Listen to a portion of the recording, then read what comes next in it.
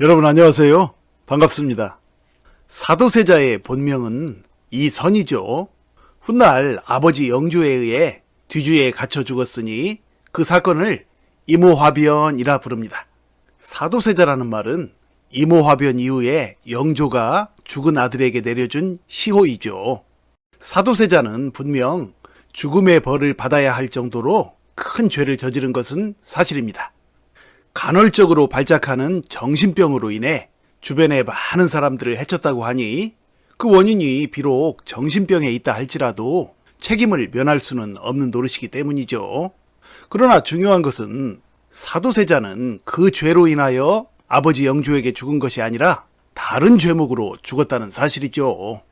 그렇다면 어린 시절 그토록 똑똑하여 수재급 또는 천재급의 영특감을 보여주던 사도세자가 어쩌다가 그런 정신질환자가 되었으며 또 세계 역사상으로도 유례없는 뒤주에 갇혀 죽는 참변을 당하게 된 것일까요?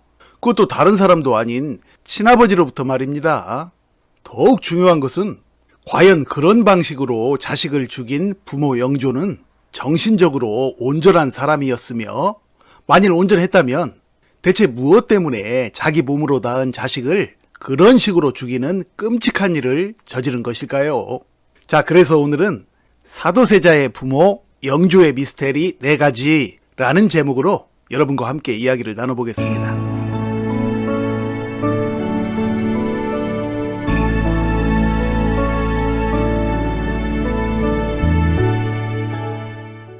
영조의 장남 효장세자가 안타깝게 죽고 나서 7년 만에 후궁인 영빈 이씨와의 사이에서 태어난 아들이 바로 사도세자이죠. 영조는 대를 이을 아들이 없던 상황에서 41세의 나이에 늦둥이 자식을 얻었으니 너무도 기뻐하면서 사도세자를 끔찍이도 아끼고 사랑했죠. 그래서 이듬해 막 돌이 지난 이 아들을 왕세자로 책봉하는 파격 인사를 단행하게 되고 그에 따라 사도세자를 동궁전에 보내게 되는데요. 바로 여기서부터 비극은 시작되며 영조의 미스테리한 행동들 역시 시작됩니다. 먼저 영조의 미스테리한 행동 첫 번째는 동궁전에 보낸 이 2살박이 사도세자를 영조에 대해 반감을 가진 소론파의 궁녀들에게 맡긴 것이죠. 아니나 다를까 이 궁녀들은 사도세자와 영조를 이간질하는 교육을 해나갔고 사도세자에게 무술을 가르치는 등 영조가 싫어하는 일들만 골라 하면서 동궁에서 여러 가지 크고 작은 분란을 일으켰죠. 나중에 사도세자의 부인인 혜경궁 홍씨가 쓴 그녀의 회고록 한중록에서도 그녀는 말하죠. 어린 나이에 세자를 동궁에 보내 반대 세력에게 맡긴 것이 사도세자의 비극의 시작이며 이것이 결국 세자를 망치게 된 직접적인 원인이었다. 라고 말이죠. 그러니까 한참 부모의 손길이 필요한 아기를 부모 품에서 떨어뜨려 불길한 곳에서 따로 키우게 했다는 것입니다. 도대체 자신을 정치적으로 늘 견제하는 적대 세력에게 자신의 사랑하는 아들을 맡기는 행동을 한 아버지 영조의 의도는 과연 무엇이었을까요? 여기에는 영조가 선왕이었던 이복형 경종을 독살하고 왕이 되었다며 모두가 오해하는 이른바 생감과 간장게장 사건이 있었는데요. 영조는 이것을 두고 평생을 억울해했죠. 따라서 영조는 아마도 죽은 경종을 모시던 소론 출신 궁인들로 하여금 세자를 모시게 하면 그 궁인들은 반대파인 자신들을 믿어준 왕께 감사하게 되고 그로 인해 영조 자신이 경종을 독살했다는 그동안의 오해를 푸는 절호의 기회가 될 것이라고 생각했겠지만 그것은 상식적으로 생각해봐도 나가도 너무 나간 생각이죠. 쉽게 말해 오버 중에 오버란 얘기입니다. 이것은 한마디로 자식의 생명마저도 자신의 결백을 드러내는 도구로 삼은 영조의 지독한 자기중심적 결벽증 내지는 끝없는 체면치레와 자기 과시적 성격의 단면을 엿볼 수 있는 대목이라는 것이 나의 관점입니다. 자, 그 다음으로 영조의 미스테리한 행동 두 번째는 바로 사도세자를 거짓 고발하여 위험에 빠뜨린 나경원을 극구 처벌하지 않고 그냥 넘어간 행동이죠.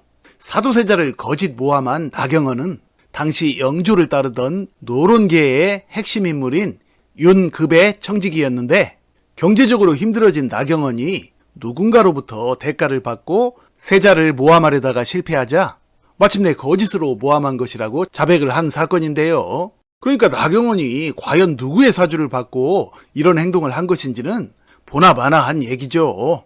그러나 영조는 결국 일국의 세자를 모함한 대죄를 저지른 자의 배후를 캐야 한다는 여러 신하들의 거센 압력에도 불구하고 끝내 사건을 덮어버리죠. 아니, 나경원이 사도세자를 고발한 순간에는 직접 국청을 열어 세자를 벌하려고 벼르던 영조가 막상 그것이 거짓 모함이라는 걸 고발자가 실토했는데도 불구하고 사건을 서둘러 덮어버렸으니 나경원의 고발과 영조 사이에 무슨 인과관계가 있는지는 짐작할 만하죠.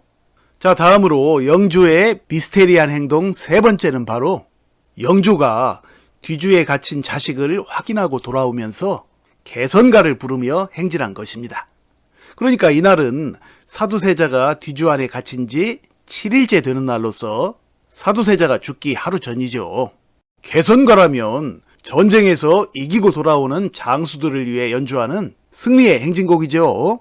이 모습을 보고 영조의 신하 중에 한광조라는 사람은 땅에 엎드려 통곡하면서 영조에게 개선가를 멈춰달라고 호소했다고 하는군요. 자, 과연 이게 자식을 한여름 뙤약볕 아래 뒤주 속에 며칠씩이나 가둬놓고 그렇게 죽어가는 자식을 두고서 부모가 해도 되는 행동일까요? 이 부분에서 나는 진정으로 정신에 문제가 있었던 사람은 사도세자가 아니라 바로 아버지 영조가 아니었나 생각해 봅니다.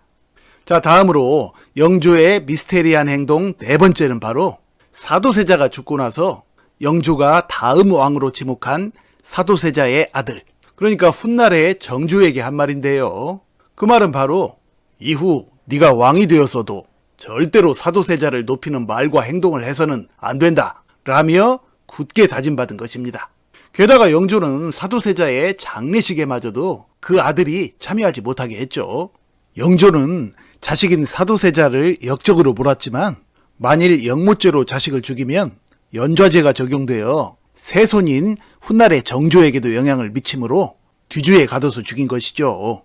이 모두가 영조 자신의 행동을 합리화하기 위해 취한 조치들이었으니 참으로 영조는 무서운 사람이라는 생각이 듭니다.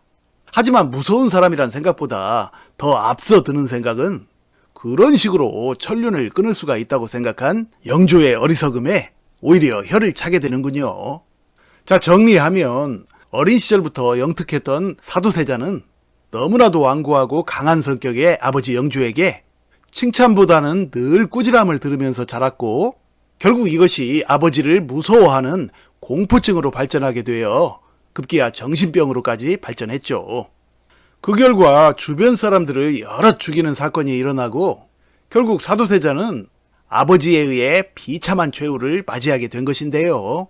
자식이 많은 사람을 죽이는 죄를 범했을 때 아무리 자식이라도 그에 대한 벌을 내리는 것은 당연하지만 영조가 사도세자를 처단한 것은 그 때문이 아니라 역적 비슷한 올가미를 씌워 죽였죠. 영조가 자식 사도세자를 처단하는 과정을 보면 참으로 대중에게 떳떳한 귀감이 되는 군자의 모습이라고는 손톱만큼도 찾아볼 수가 없군요. 게다가 사도세자를 죽인 사건은 물론이고 이 사건 전후에 영조의 자식 대하는 모습들을 살펴봐도 모두가 아집과 독선 그리고 자기과시적 체면치레에 찌든 비정한 부모의 모습만 보일 뿐이니 그런 숨막힐 듯한 모습의 부모 밑에서 자란 사도세자가 도무지 정신병에 걸리지 않을래야 않을 수가 없었을 것이라는 생각이 듭니다.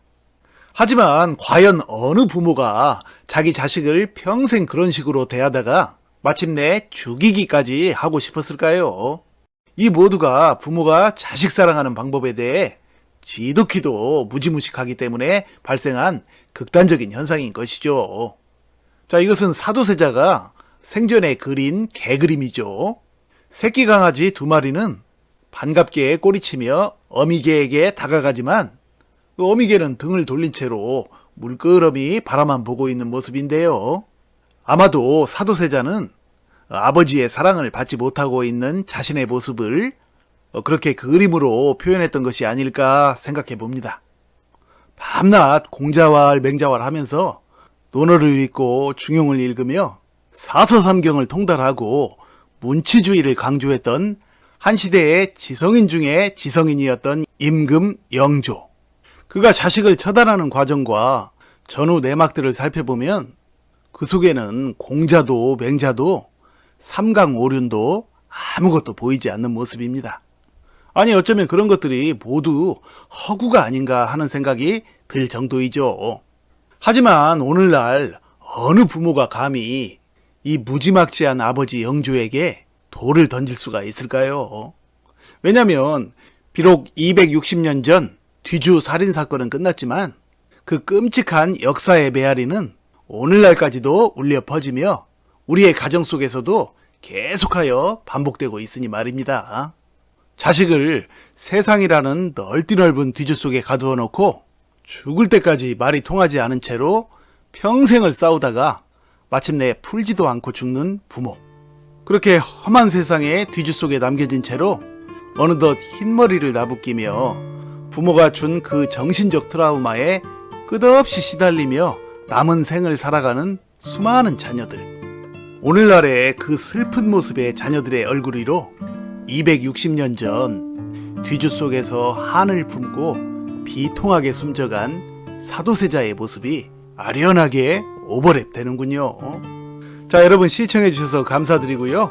또 뵙겠습니다. 늘 건강하시고 행복하세요. 고맙습니다.